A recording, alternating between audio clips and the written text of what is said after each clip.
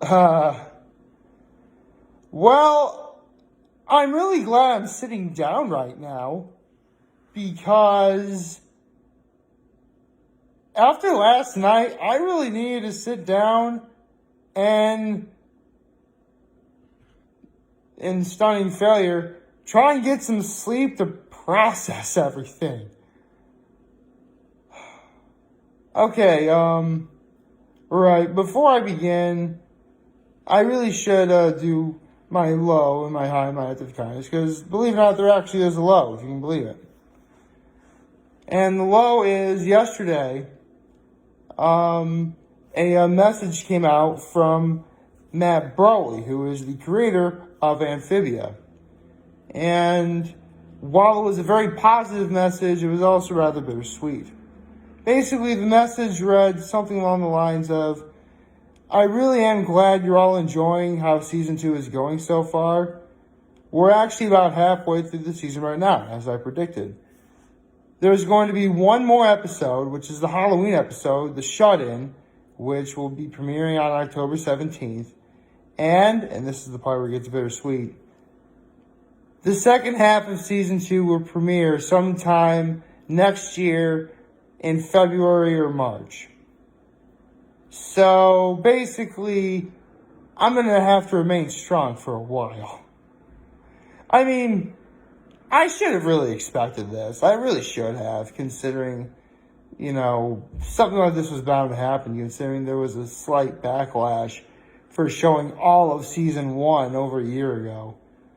But considering I waited almost an entire year from the end of Season 1 to the beginning of Season 2, waiting until February or March, that really shouldn't be that big of a deal. I mean, I hope the time obviously goes by quickly, make no mistake. But I also am aware of the fact that between now and then, a lot is going to be happening. Be it positive or negative, and no matter what, I'm going to be occupied. And I'll be able to share with all of you. So, if nothing else, I have that going for me. And I suppose if I really want to be technical, and this is a spoiler by the way, Alan Silva, the guy who wanted to win America's Got Talent, didn't win. I'll be talking about that momentarily. So, here's the thing. I say if you want to be technical, I'll explain why. My high? Folks, let me tell you something about my high. In my entire life, whether they were premieres or, thanks to the power of the internet, I could do this online. I have never seen back-to-back season premiere of one show and season finale of another show, consecutively. I've never done that. So last night was actually a rather unprecedented experience for me. If I want to be technical with it, this was the best iteration of that I've ever seen. But let's say that wasn't the case. This would still be the best iteration of that I've ever seen, because holy cow, last night was incredible. The season premiere of The Masked Singer and the season finale of America's Got Talent. Who would complain about this? Last night was essentially like Happy Nick time. That's what it was. So, needless to say, there was a lot more high than low yesterday. I'll leave it at that.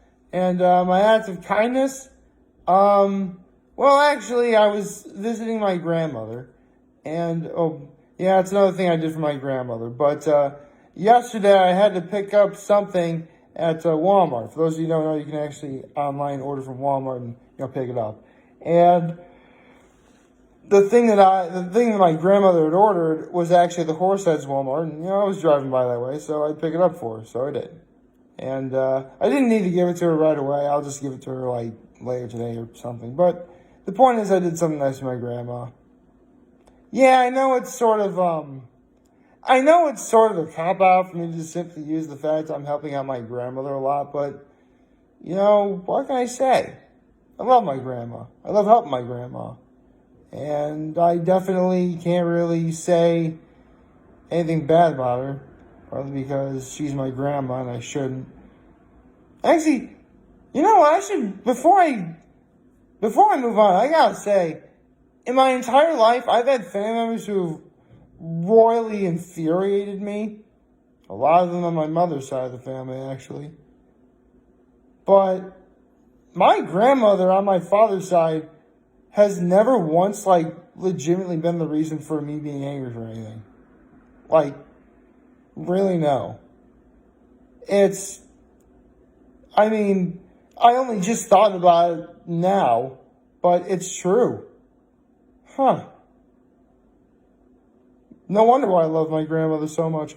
Good morning and happy Thursday, everyone.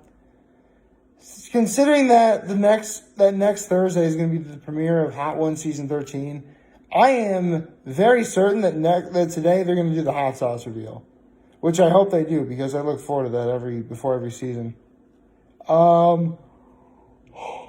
Right. So let's start with America's Got Talent because, in all fairness, that did happen first. And you know what? That is actually a part of my low. Is that I really thought because here's the thing. America's Got Talent technically started at 8 when they did quote unquote countdown to the finale. And that premiered alongside with The Masked Singer. But through it all I'm thinking, oh man, I'm gonna miss America's Got Talent. I'm gonna miss the finale. But thankfully I didn't. So yeah, there we go. I ended up seeing both. So yeah, as I said before, Alan Silva, the aerialist, who I wanted to win, didn't win. But you know what? He made the top 5. He actually got 5th place, which I kind of wish he got a little bit higher, but it is what it is. Actually, I'll talk about. I had a thought, but I'll talk about that in a minute. So the top 5 were Alan Silva, Roberta Battaglia. I'm looking at the Bello sisters. No, not the Bello sisters. Christina Ray. Sorry, I'm looking at the list of finalists, but I'm trying to figure out which one actually won. So yeah, I got to start over. Alan Silva, Roberta Battaglia, Christina Ray, Broken Roots, and Brendan Lee. Honestly, I don't have a problem with who won at all, because on any given day, someone else wins. But regarding Brendan Lee, I do want to point out that you're going to have some really wicked people out there who are going to make the crazy, bold proclamation that the only reason why he won... Because here's the thing. Brendan Lee is, by all intents and purposes, he's a poet, is what he is. Let me look up specifically, what he is. Hold on. Where is he? Here he is. Yeah, he's, well, actually, according to what his genre is, it just says variety. Basically, what Brendan Lee can do is, for more or less, he's one of those poet-type people who really knows how to invoke the power of the spoken word. And given the fact that we are in the times that we're in regarding, Black Lives Matter and stuff like that, and considering that he is of African descent himself, some people, not me at all, I really do think he deserved to win. But again, I'm the person who thinks that on a different day someone else wins. It really was that close. Anyway, you're going to have some wicked people out there that are going to say, well, he only won because of the whole Black Lives Matter movement. And whether or not you want to believe that to be true, that's entirely your prerogative. But honestly, I'm really happy for Brendan Lee. He deserved to win. All 5 finalists deserve to make the top 5. And really all 10 finalists deserve to make the top 10. But the thought I had earlier was, let's say that...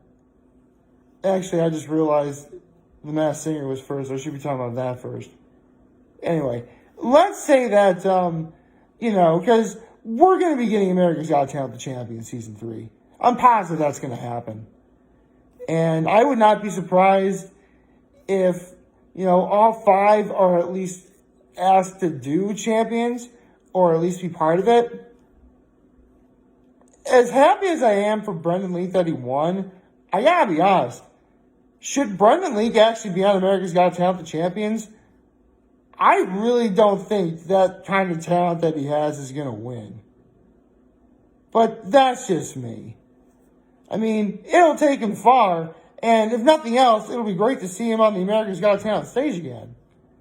But in the grand scheme of things, considering that we had the likes of Shin Lim and V Unbeatable win champions, whoever wins America's Got Talent, the champion Season 3, and wants to outdo Brendan Leak, may not necessarily find it all that difficult to do. But again, that's just my thoughts. Again, I could not be happier for Brendan Leak that he won. Really, I am. As his voice, his ability to invoke the power of the spoken word, we needed it. We really needed it. More than we could ever hope to know. Hell, even... Oh, I just accidentally swore on camera. I am so sorry, folks. Well, even if the whole Black Lives Matter movement didn't happen, what Brendan Leak, the power that Brendan Leak has in using the power, invoking the power of the spoken word, society needed it. We really, really did need it. By the way, again, I am so... You probably didn't catch it, but I said the H word. I'm sorry. I am so sorry. Hey, you know what? That's the sort of night I had last night. Was that crazy? But speaking of crazy, how about we get into, the Masked Singer, which I should have talked about first. So, here's the thing. There are 16 performers, right? Actually, hold on. 1, 2, 3.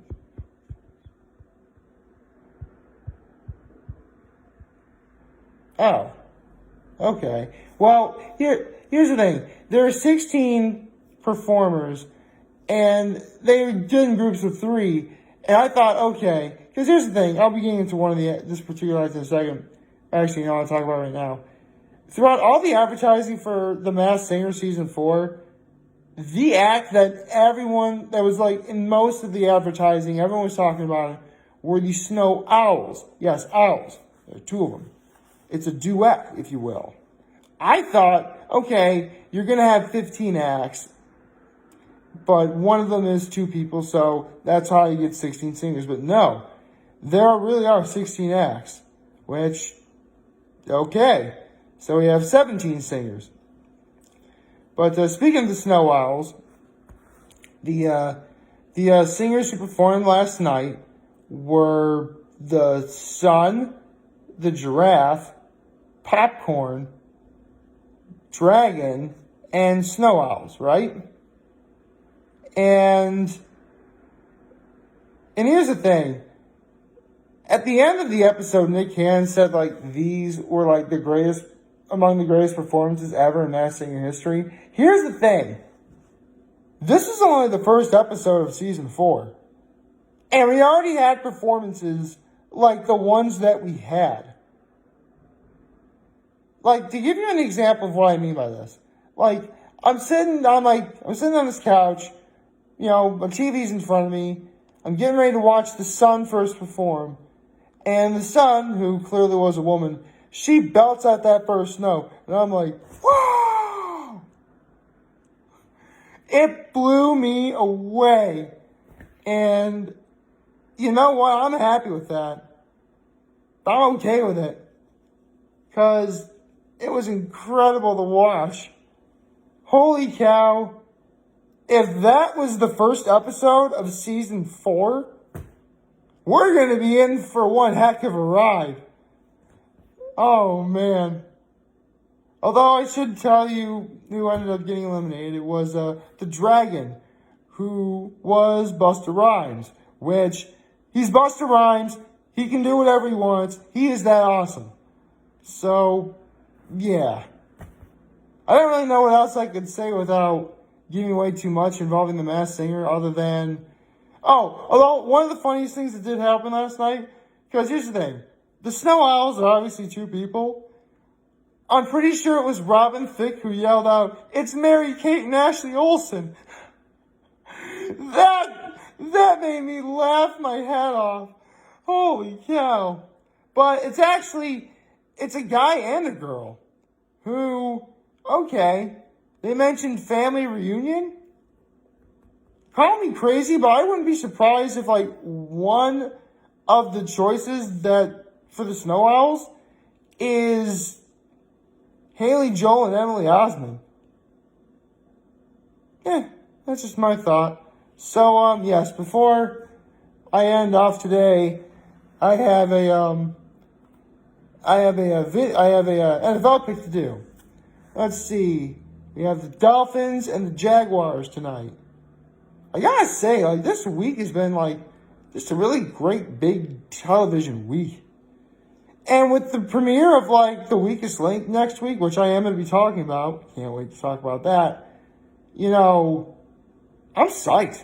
I really am. But we'll get into that when we get to that. Let's talk about the NFL. So, we have the Dolphins and the Jaguars tonight. Now, both teams by my, okay, one team is 0-2, which is the Dolphins. The other team is 1-1. Oh, right. I think I predicted that the Colts are going to beat the Jaguars, but they didn't. So, oops. Actually, hold on a second. Who did the Jaguars beat last week? I should know this. I really should know this. Jaguars.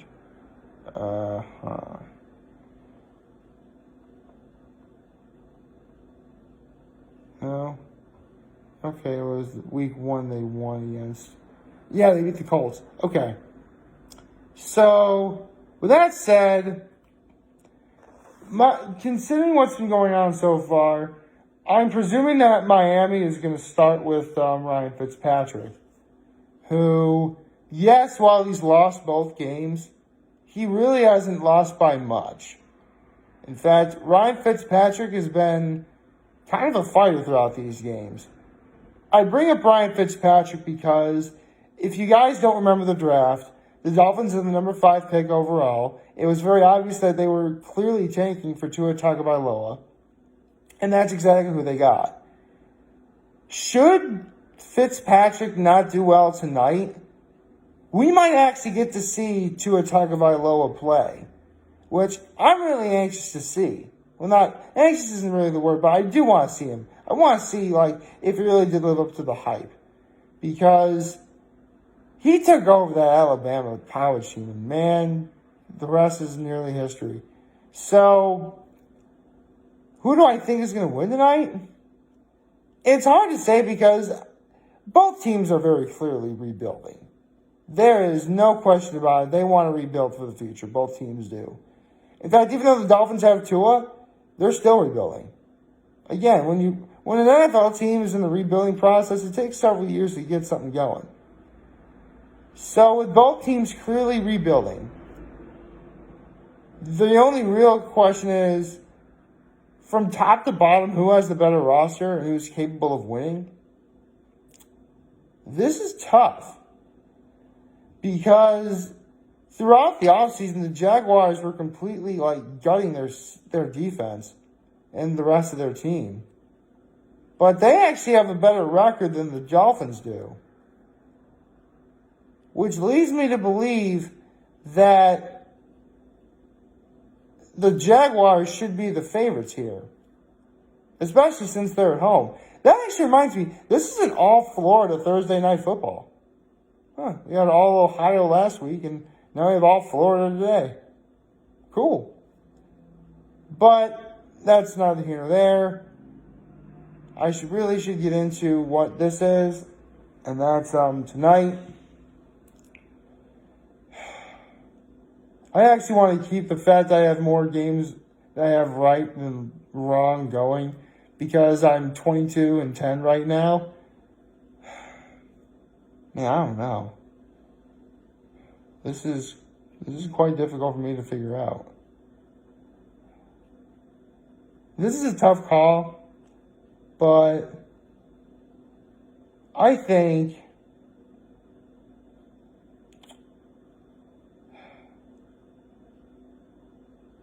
man, I don't know. And I'm taking too long for this video. You know what? I'm going with my heart more than my head. I'm picking the Dolphins to win. So, yes, I am picking the Dolphins over the Jaguars to win. I really think that, the Ryan Fitzpatrick can get a win out of this. And if not, hey, we may get to see Tua tonight. Either way, everybody wins. Even though if I'm wrong and the Jaguars win, I lose.